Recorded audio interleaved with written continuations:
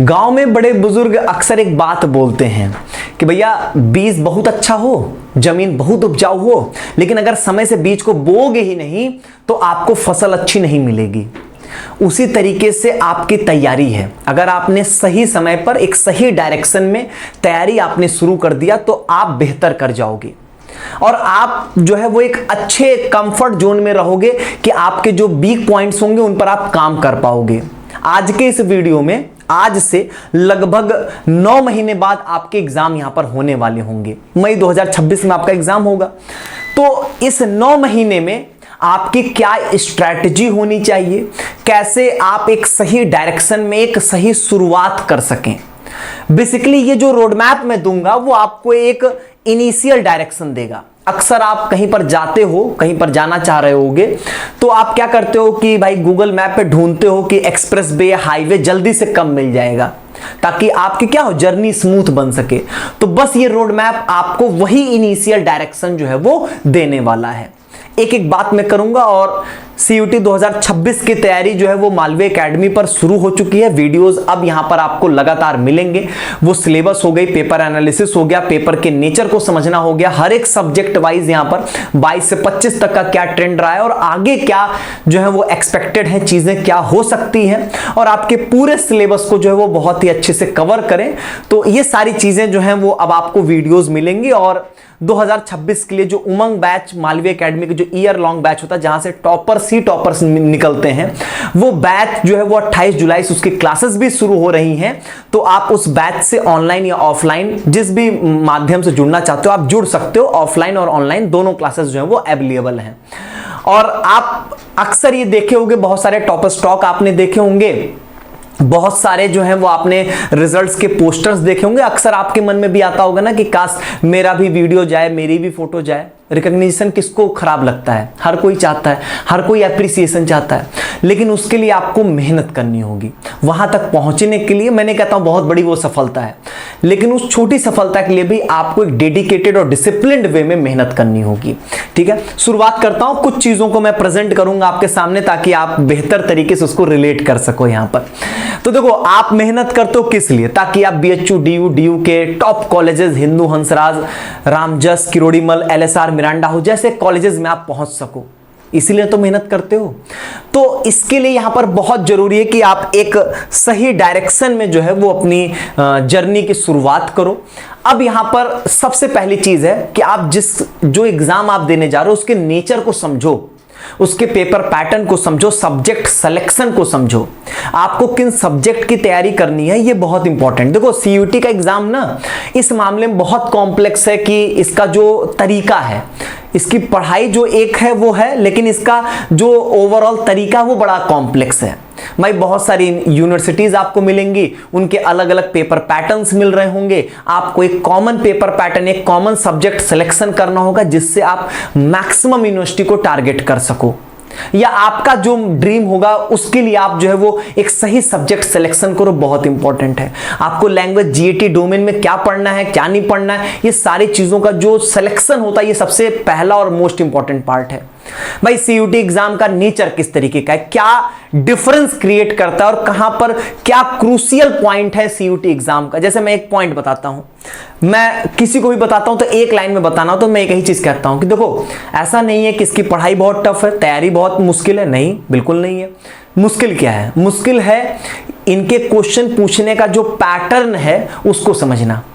उसमें भी एक ही चीज सबसे इंपॉर्टेंट हो जाती है कि भाई एक चीज के बारे में 5-6 स्टेटमेंट दे देंगे और कहेंगे कौन कौन सा सही है। मल्टी स्टेटमेंट टाइप के जो क्वेश्चंस होते हैं, क्वेश्चन पूछने की जो लैंग्वेज होती है वो ट्विस्टेड होती है, लैंग्वेज आपको सीधी नहीं मिलेगी। तो इन्हीं सब चीजों पे हमको वर्क करना होता है और इसको वर्क करने के लिए हमको समझना होगा, एक प्रॉपर टाइम होना चाहिए हमारे पास। ठीक है, तो वही चीज है कि पहले आप CUT को समझो।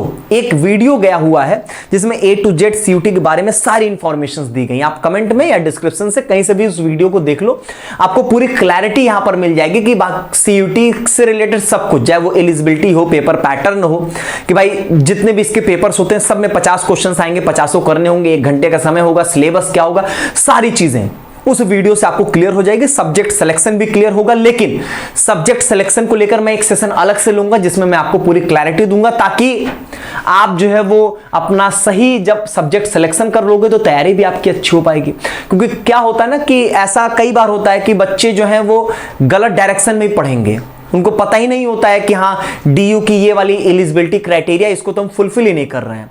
12th में थे पीसीएम से, आप चाह रहे हैं कि हम डीयू से करेंगे बीए और हिस्ट्री ज्योग्राफी पॉलिटी की तैयारी कर रहे हैं, उनको पता ही नहीं कि आप तो नॉट एलिजिबल हो। आप वही सब्जेक्ट ले सकते हो जो आपके क्लास 12th बोर्ड के होंगे, ये आपको पता ही नहीं होगा तो सारी चीजें गलत हो जाएंगी। ठीक है, तो ये सारी बातें हैं और इसके लिए आपको एक वीडियो मिल जाएगा, प्लीज उस वीडियो को जरूर देख लीजिएगा, कंपलसरी होगा यहां पर आपके लिए। अब देखो सबसे पहला क्वेश्चन, क्या ये सही समय है अपनी तैयारी को शुरू करने का?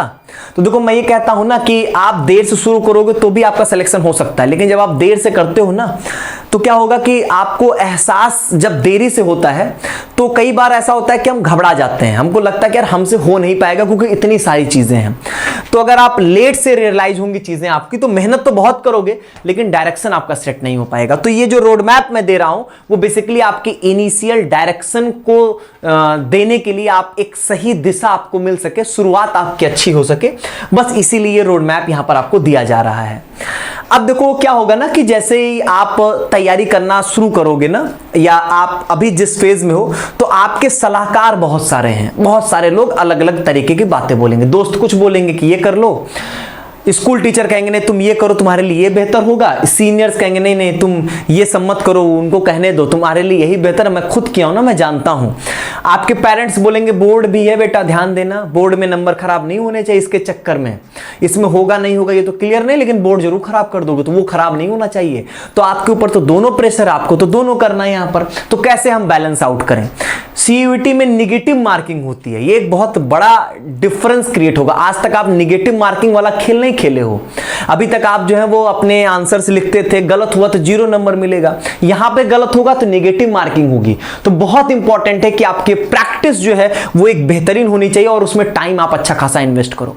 अक्सर क्या होता है कि हम सोचते हैं कि भाई हम बहुत ज्यादा पढ़ के मतलब लेट से तैयारी शुरू करेंगे, खूब पढ़ेंगे और जो है वो जल्दी से हम जो है वो अपना एग्जाम अच्छा कर ले जाएंगे, लेकिन ऐसा नहीं होता है। अगर आप इसको वो सोचोगे ना कि स्प्रिंट रेस जैसा तो नहीं काम चलेगा, इसको महामैराथन जैसा लेकर चलो कि बहुत लंबी दौड़ है, लंबी रेस है, लंबी रेस होती है ना तो प्रॉब्लम नहीं होता है, और आप लंबी रेस में अगर चलोगे तो आप बेहतर ही करोगे। मैं बता रहा हूं क्यों ऐसा होता है कि जैसे कुछ शिफ्ट के पेपर होते हैं बड़े टफ बोले जाते हैं, टफ नहीं होते बेसिकली, वो क्या होता है वो बहुत डीप अंडरस्टैंडिंग डिमांड कर लेते हैं, और डीप अंडरस्टैंडिंग उसी की होगी जो चैप्टर में बहुत अच्छा खासा टाइम इन्वेस्ट किया होगा। मैं जब पढ़ाऊंगा अपना सब्जेक्ट, पहला चैप्टर जो होगा मैं 15 लेक्चर जो है वो लूंगा 1.5 घंटे के, जब मैं पहली बार पढ़ा रहा हूंगा अभी। लेकिन जैसे ही मेरे आगे आने वाले बैचेस में आएंगे तो उसमें ऐसा होगा कि वो टाइम पहले आधा रिड्यूस होगा कि 7-8 लेक्चर में कंप्लीट होगा, फिर ऐसा भी टाइम आएगा कि 3 घंटे में ही आपका वो चैप्टर कंप्लीट होगा, लास्ट में ऐसा भी टाइम आएगा जब आधे घंटे में पूरा चैप्टर कंप्लीट होगा। तो इंसान तो मैं वही हूं और पढ़ने वाले भी आप वही रहोगे। आप खुद सोच लो कि पेपर में अगर डीप लेवल का क्वेश्चन आया, अगर पेपर सीयूटी ने मान लो कि वर्टिकल वो आपके यहां पर डिमांड कर दिया, वर्टिकल डिमांड का मतलब होता है कि डेप्थ में अगर उसने डिमांड कर दिया आपसे क्वेश्चंस में, तो जरूरी है कि आप जो है उस चैप्टर को बहुत डीपली और लंबे टाइम में पढ़े हो, तभी आप वैसे क्वेश्चंस कर पाओगे। तो इसलिए बहुत इंपॉर्टेंट यहां पर हो जाता है। तो स्प्रिंट रेस सोचकर ना दौड़ें, ये सोचे कि महामैराथन है, लंबी रेस है, और लंबी रेस में फिर आप बहुत बेहतर करके आओगे। जैसे आप अपनी तैयारी शुरू करना चाहोगे तो शुरू करने से पहले कुछ क्वेश्चंस की क्लैरिटी बहुत इंपॉर्टेंट है।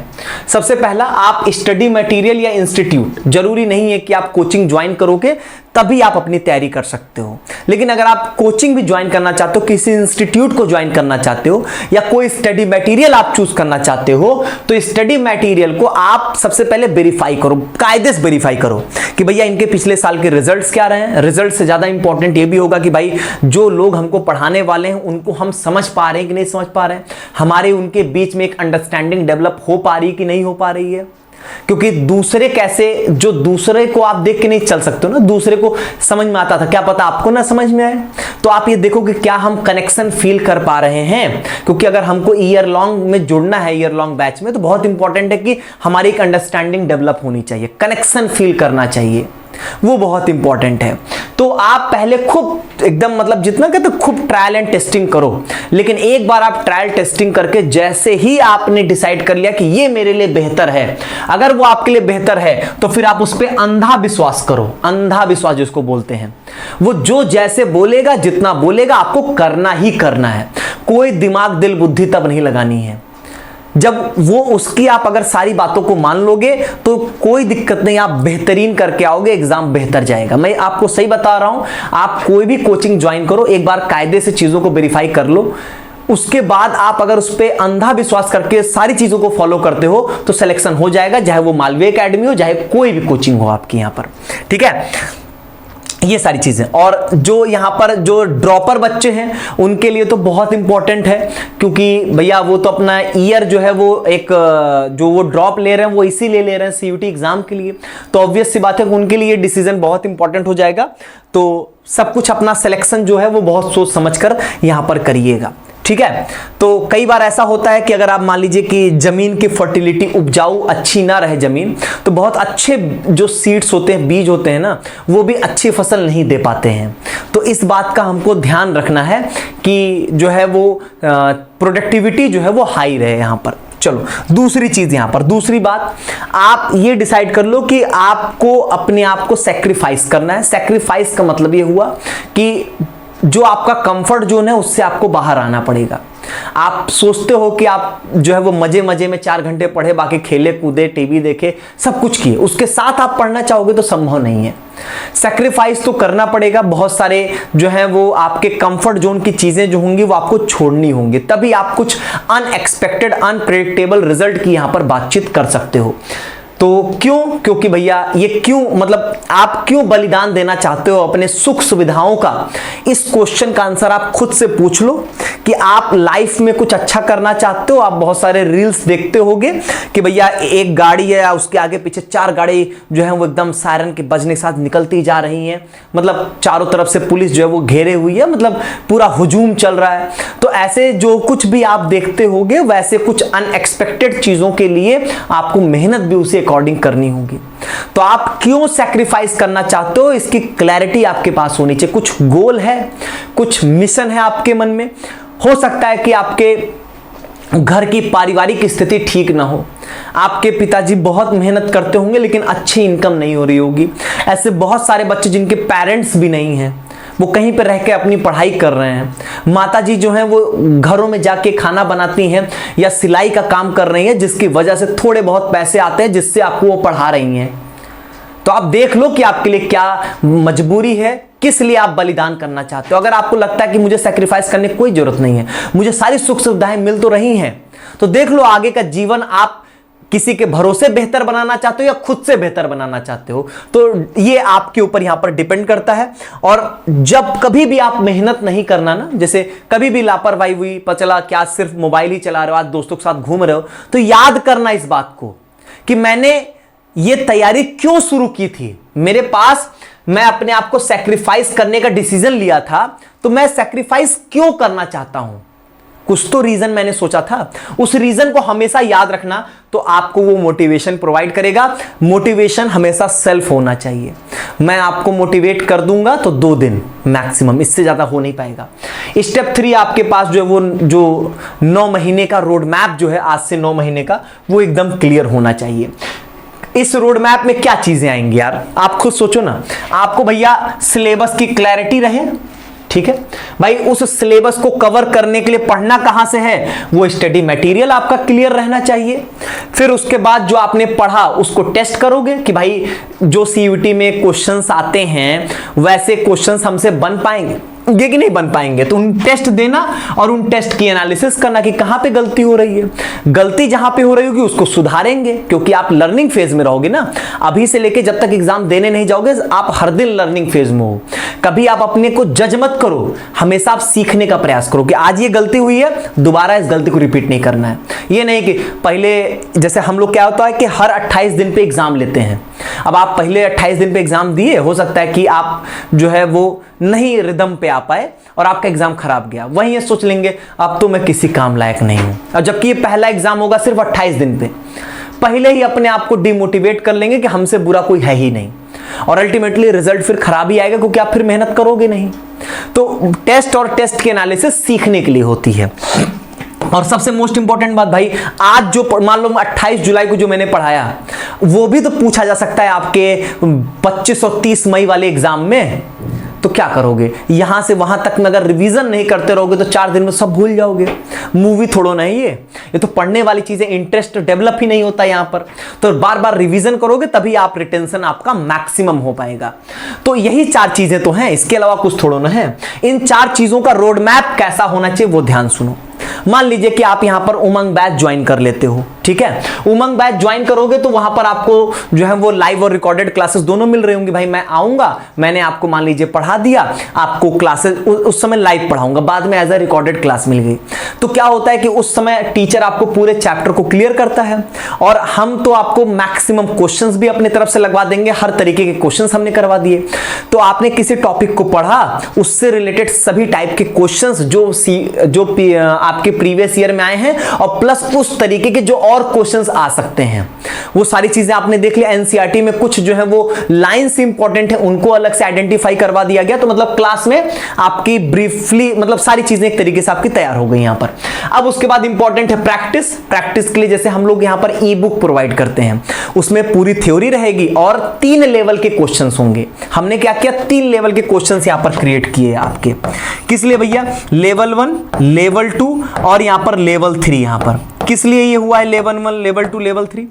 लेवल 1 में क्या होगा कि टॉपिक वाइज, जैसे आपका चैप्टर, एक चैप्टर 10 टॉपिक में बटेगा, 10 टॉपिक के क्वेश्चंस आपको मिल रहे होंगे। लेवल 1 में आपको हर एक टॉपिक वाइज जो है वो क्वेश्चंस जितने मैक्सिमम फ्रेम हो सकते हैं वो आपको मिलेंगे। लेवल 2 में जो सीयूटी के स्पेशल टाइप के क्वेश्चंस होते हैं, जिसमें आपके मैचिंग वाले क्वेश्चंस, पैराग्राफ वाले, मल्टी स्टेटमेंट वाले, असर्शन रीजन, मतलब जितने डिफरेंट टाइप के क्वेश्चंस बन सकते हैं वो सिर्फ रखे जाएंगे। क्योंकि सीयूटी यहीं पर डिफरेंशिएट करता, तो हमने ही उसको उठा के डिफरेंशिएट कर दिया। और लेवल 3 में अगर आप आओगे तो यहां पर आपको पीवाईक्यूज मिलेंगे, जो कि बहुत इंपॉर्टेंट होते हैं, क्योंकि सारा आइडिया आपको यहां से लग जाता है। क्यों इंपॉर्टेंट है आप खुद सोचो।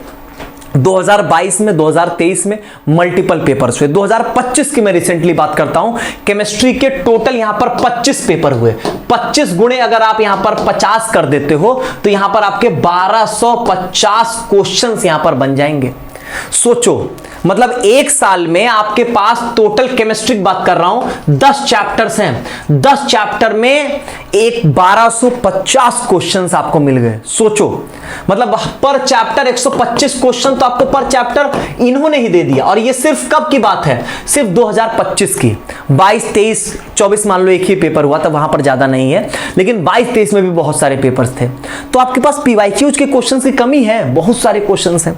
तो आप प्रैक्टिस करोगे, टॉपिक वाइज हम आपको करवाएंगे, स्पेशल सीयूटी स्पेशल क्वेश्चंस कराएंगे, पीवाईक्यूज हम करवा देंगे आपको। तो सारी चीजें आपकी हो रही हैं।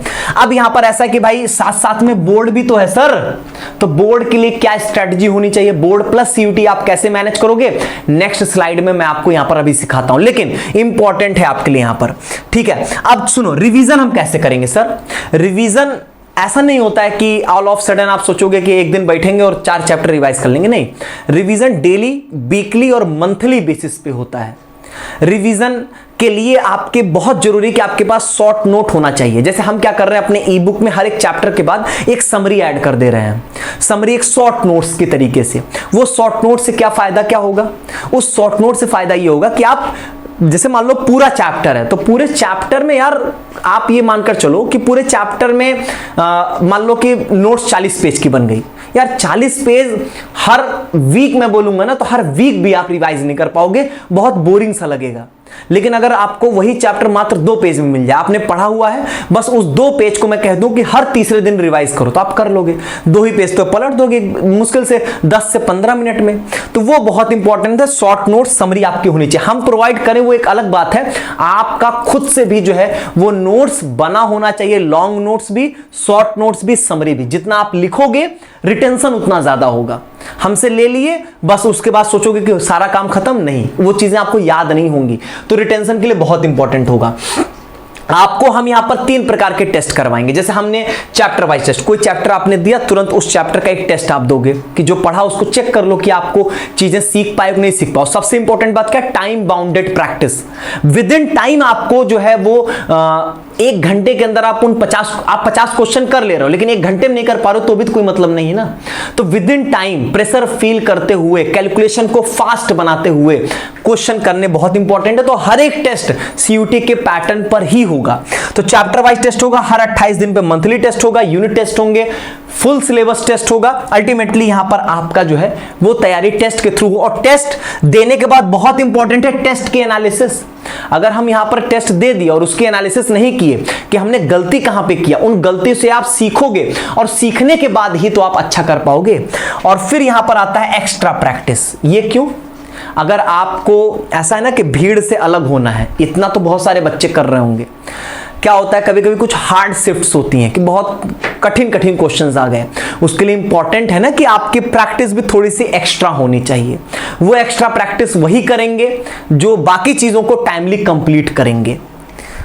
अब यहां पर बहुत इंपॉर्टेंट आ जाता है, भैया बोर्ड वाले बच्चे क्या करें, बोर्ड प्लस सीयूटी कैसे मैनेज करें। देखो डोमेन का तो लोड ही नहीं है, डोमेन का कैसे आप लोड ही नहीं लेना चाहिए आपको। डोमेन का क्यों नहीं लोड लेना चाहिए सर? डोमेन का सेम सिलेबस है। मैं सीबीएसई बोर्ड को लेकर चल रहा हूं, यूपी बोर्ड को भी सेम ही सिलेबस है, बिहार बोर्ड भी सेम ही सिलेबस है। तो अगर आप देखो तो बोर्ड का और सीयूटी का सेम सिलेबस है। तो जिस चैप्टर को, जैसे मैं मान लीजिए केमिस्ट्री में सॉल्यूशन चैप्टर शुरू करूंगा, तो भैया मैं जितना आपको पढ़ाऊंगा बोर्ड के लिए आपके वो कॉन्सेप्ट क्लैरिटी बहुत हाई लेवल की होगी। सिर्फ क्या जरूरत क्या होगा, मतलब कॉन्सेप्ट क्लैरिटी में कोई दिक्कत नहीं, कंटेंट सेम होगा, सेम लेवल ऑफ क्वेश्चंस होंगे यहां पर आपके, तो इसमें कोई दिक्कत नहीं होगी। जो सबसे इंपॉर्टेंट पार्ट होगा ना, वो होगा क्वेश्चन जो वहां पूछने का जो तरीका है वो सीयूटी से यहां पर अलग है, वो अलग मिल जाएगा। अब वो कैसे अलग होगा, क्योंकि बोर्ड में आपको डिस्क्रिप्टिव क्वेश्चंस मिलेंगे, वहां पे क्वेश्चंस के आंसर्स को लिखने के एक तरीका होना चाहिए।